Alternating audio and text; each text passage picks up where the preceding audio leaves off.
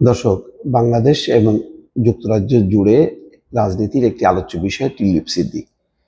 তার বিরুদ্ধে উত্থাপিত দুর্নীতি নিয়ে জোরালো আলোচনা চলছে বাংলাদেশে এবং যুক্তরাজ্যে। যুক্তরাজ্যের শীর্ষ গণমাধ্যমগুলো অনুসন্ধান শুরু করেছে এবং তারা প্রতিনিয়ত টিউলিপ সিদ্দিককে কেন্দ্র করে যে সমস্ত দুর্নীতির ঘটনা সেগুলোর উপরে বিস্তারিত রিপোর্ট দিচ্ছে। যেমন টিউলিপ সিদ্দিক কিভাবে এই ফ্ল্যাটের মালিক হলেন, কিভাবে তার আসলো, এই ফ্ল্যাটের উৎস কারা, পেছনে কারা, নেপথ্যে কারা, তারা কিসের সঙ্গে জড়িত, এসব নিয়ে কিন্তু একের পর এক রিপোর্ট আসছে। এখানে সর্বশেষ দ্য সানডে টাইমস একটা রিপোর্ট প্রকাশ করেছে। সেখানে বলা হচ্ছে, লন্ডনের হ্যাম্প স্ট্রিট এলাকায় টিউলিপ সিদ্দিক যে ফ্ল্যাটে কয়েক বছর বসবাস করেন, সেই ফ্ল্যাট কেনা হয়েছিল একটি অফশোর কোম্পানির মাধ্যমে। কর স্বর্গ হিসেবে পরিচিত ব্রিটিশ ভার্জিন আইল্যান্ডে নিবন্ধিত ওই কোম্পানির নাম পেড্রক ভেঞ্চার্স।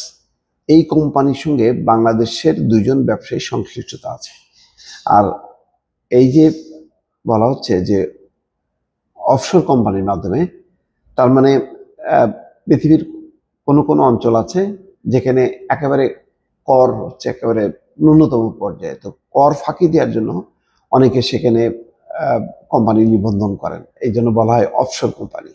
ওই ধরনের কোম্পানি কারা করে? যারা টাকা পাচার করে বা ন্যায্য যে অর্থকড়ি সরকারকে দিতে চায় না, ট্যাক্স, তারা হলো অফশোর কোম্পানি করে মূলত ট্যাক্স ফাঁকি দেওয়ার জন্য এবং পাচার টাকা হালাল করার জন্য। তো ঘটনাটা তেমনই হয়েছে। এখানে যারা উপহার দিয়েছে, মানে টিউলিপ সিদ্দিক এবং আজমিনা সিদ্দিক, দুই বোনকে, এরা হচ্ছে বাংলাদেশের রাজনীতির সাথে যুক্ত শেখ পরিবারের ঘনিষ্ঠ, শেখ রেহেনা, শেখ হাসিনার ঘনিষ্ঠ। তারা সাধারণত কি করে যে তাদের ছেলে মেয়েদেরকে কোনো উপহার দিয়ে তার বিনিময়ে তারা নানান ব্যবসায়িক সুবিধা লোটে। এই ক্ষেত্রেও হয়তো ঘটনা সেটাই ঘটেছে, সেই ব্যাপারেই পত্রিকাগুলো অনুসন্ধান করছে। 2000 সালে 2,43,000 পাউন্ড দিয়ে পেড্রক ভেঞ্চার্স ফ্ল্যাটটি কেনেন। 2016 সালে ফাঁস হওয়া পানামা পেপারস এবং ইন্টারন্যাশনাল কনসোর্টিয়াম অফ ইনভেস্টিগেটিভ জার্নালিস্টের সরবরাহ করা নথিতে দেখা যায়, হারবার্টন এসএ নামে একটি অফশোর কোম্পানি পেড্রক ভেঞ্চার্স কিনে নেয়। এরপর পেড্রক ভেঞ্চার্স বন্ধ হয়ে যায়। কর্পোরেট প্রতিষ্ঠান ও ব্যক্তিরা কর ফাঁকি দিতে বিভিন্ন অফশোর কোম্পানি খুলে তাতে বিনিয়োগ করেন। অর্থ দেশে রাখলে যে হারে কর দিতে হয়, বিভিন্ন ট্যাক্স হেভেন বা কর স্বর্গ হিসেবে পরিচিত অঞ্চলে, যেমন ব্রিটিশ ভার্জিন আইল্যান্ডস, বিনিয়োগ করলে তার চেয়ে অনেক কম হারে কর দিলেই চলে। সেই কারণে ধনীরা অফশোর কোম্পানিতে বিনিয়োগ করছেন। প্রাপ্ত তথ্যে বলা হচ্ছে যে পেড্রক ভেঞ্চার্স প্রতিষ্ঠানটির মালিক দুজন, তারা হলেন নাসিম আলী এবং মাসুদ আলী নামে দুজনই বাংলাদেশি। 1983 সালে ঢাকায় নিবন্ধিত শ্যামলিকা লিমিটেড নামের একটি কোম্পানির যৌথ মালিক তারা।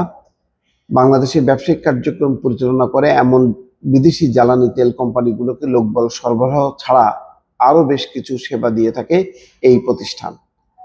তো যাই হোক, এখন বোঝা যাচ্ছে যে প্রভাবশালী এই ব্যক্তিরা হলো শেখ হাসিনার পরিবারের অংশ হয়ে তাদেরকে আকৃষ্ট করার জন্য, তাকে সন্তুষ্ট করার জন্য এই ফ্ল্যাট দুটি উপহার দিয়েছেন টিউলিপ সিদ্দিক এবং আজমিনা সিদ্দিক। এখন প্রশ্ন হলো যে দুর্নীতির মাধ্যমে অর্জিত কোনো সম্পদ যদি আমি ব্যবহার করি, তাহলে আমিও কিন্তু দুর্নীতির তালিকায় চলে আসি। এখন সেই নৈতিক এবং দুর্নীতির প্রশ্নটা ব্রিটিশ রাজনীতিতে সামনে এসছে, যেটি নিয়ে যুক্তরাজ্য এবং বাংলাদেশে আলোচনা হচ্ছে। দর্শক, ভালো থাকবেন। আল্লাহ হাফেজ।